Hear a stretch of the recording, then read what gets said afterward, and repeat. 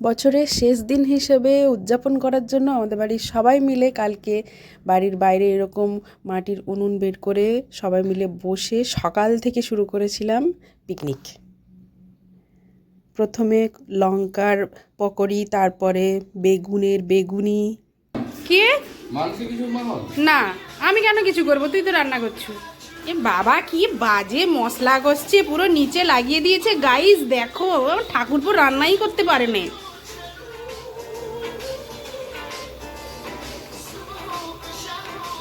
দুষ্টু প্রিন্সেস।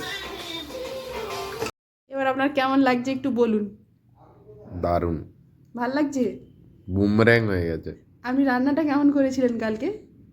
আমি রান্না করিনি, ওই চিকেনটা যেটা হয়নি কালকে কিছু। তো কালকে কিছু হয়নি, সত্যি কিছু হয়, এ ফালতু কথা। ভালো রান্না হয়েছিল। এই সবজিটা কিরম রান্না হয়েছিল? এই যে এগুলো, বাবা অসাধারণ। দারুণ দারুণ। বাঘ চিকেন এটা কবেকার? আর এটা ভ্যারাইটিস। আমি কালকে যে রান্না বান্না করে খেলাম, কালকেকার ভিডিও করেছি আমি সব।